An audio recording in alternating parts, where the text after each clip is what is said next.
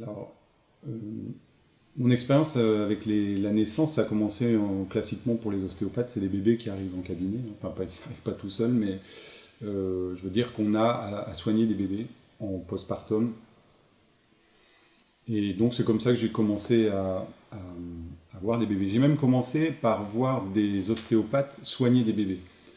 Entre autres, deux ostéopathes qui ont été vraiment très importants pour moi dans ma vie de thérapeute et au-delà, même. Ce sont des amis. C'est Marie-Colette Is et Danny Heinz, avec qui j'ai compris beaucoup de choses sur l'approche qu'on pouvait avoir des bébés. Les bébés, ça ne parle pas, donc il faut avoir vraiment une sensibilité aiguisée pour pouvoir comprendre ce que le bébé vient raconter, que ce soit dans ses pleurs, mais aussi dans son corps, dans ses cellules, dans ses tissus. Et donc, c'est comme ça que j'ai commencé à soigner les bébés. Ça m'a très rapidement plu dans ma pratique. J'en ai toujours eu. J'ai toujours eu des bébés à soigner. Évidemment des mamans aussi, mais avant la naissance et après. Mais les bébés, ça m'a toujours parlé. Peut-être pour ce challenge qu'il y a justement à ne pas avoir la parole pour être renseigné et d'être obligé d'être très à l'écoute. Ça m'a toujours plu et ça m'a permis aussi une grosse évolution dans ma pratique.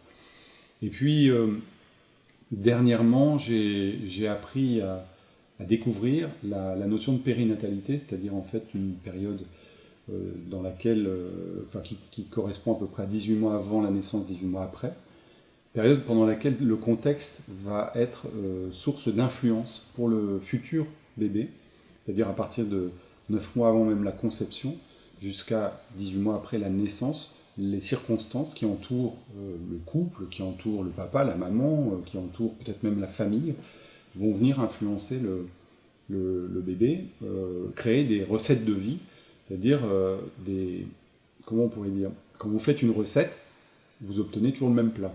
En général, le même dessert, le même bourguignon, le même, je ne sais pas, ce que vous faites comme recette. Là, c'est la même chose. Vous mettez en place, suite à l'influence, à l'impact que va avoir une circonstance de vie autour, par exemple, d'un bébé qui est encore dans le ventre de la maman, il va y avoir une mise en place d'une recette de vie, ça veut dire que le bébé va mettre en équivalence vivre égale, par exemple, ne pas s'engager.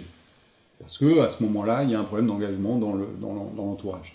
Et donc pour lui, vivre, c'est ne pas s'engager. Tout au long de sa vie, si on n'y prend pas garde et si on ne soigne pas ça, l'enfant, puis l'adulte, l'ado, l'adulte, vont avoir un problème avec l'engagement. Et ça va être compliqué pour cette personne-là, dans sa vie, de s'engager. Et c'est complètement inconscient, bien sûr. Si on n'y met pas de conscience, ça reste inconscient et ça agit dans l'ombre de la personne.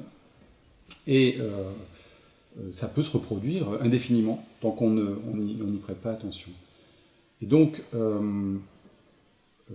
à partir de là, je me suis dit, il y a quand même quelque chose à aller creuser. Et en même temps que j'ai compris tout ça, que j'ai pu suivre des formations concernant cette notion de périnatalité, j'ai rencontré Amandine Martin, qui est une sage-femme, avec qui on a échangé pendant à peu près 2 ans, avant qu'elle ne parte au Brésil là récemment. Elle m'a permis, au-delà d'une amitié magnifique et d'un échange juste humain, et donc un développement aussi personnel, une évolution ensemble, l'un et l'autre, on a vraiment beaucoup échangé. Elle m'a permis aussi de découvrir le monde de la naissance, puisqu'elle est sage-femme, et que le monde réellement, du moment où le bébé naît, vient au monde. Donc j'ai pu découvrir avec elle cet environnement, la qualité, puisqu'elle elle propose des accompagnements, un accompagnement global, c'est-à-dire en fait du début de la conception à l'après-naissance avec une naissance à domicile. Donc vraiment, elle prenait en charge tout le déroulement de la grossesse et de la naissance et du postpartum. J'ai pu apprendre énormément et elle m'a même permis d'assister à 2 accouchements à domicile. Je continue ça aujourd'hui avec Anastasia qui a pris sa suite et j'ai pu assister à un 3e accouchement. Et alors là, j'ai découvert la magie parce que la naissance, c'est magique, c'est trop beau, c'est incroyable. Il se passe tellement de choses, il y a une telle intensité que j'ai pu... je suis accro à ça, quoi. C'est vraiment un moment incroyable. Et j'ai pu découvrir en tant que thérapeute que je pouvais prendre aussi une place. Bien sûr, l'ostéopathe, par rapport à la naissance, va souvent travailler en amont avec les mamans pour aider à fluidifier pendant la grossesse, travailler sur tout ce qui peut être tension ligamentaire, le bassin, enfin toutes ces choses-là, sur la place du bébé dans le ventre aussi, pourquoi pas.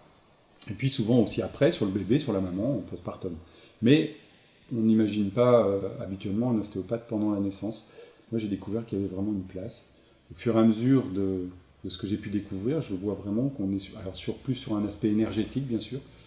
Il y a dans la naissance trois piliers, enfin deux piliers habituellement, la sage-femme, le papa, et puis la maman, pour donner naissance à son bébé, va s'appuyer sur ces piliers-là. Et puis j'ai vu que l'ostéopathe pouvait constituer, l'ostéopathe ou quelqu'un d'autre, hein, enfin c'est pas tellement la profession, c'est plutôt le point de vue énergétique qui compte, va constituer un troisième pilier énergétique, donc beaucoup plus de stabilité, et la maman va pouvoir, et le papa aussi du coup, être moins à l'écoute de l'extérieur et pouvoir se consacrer vraiment concrètement, entièrement à la naissance. Donc ça, c'est ce que j'ai découvert récemment.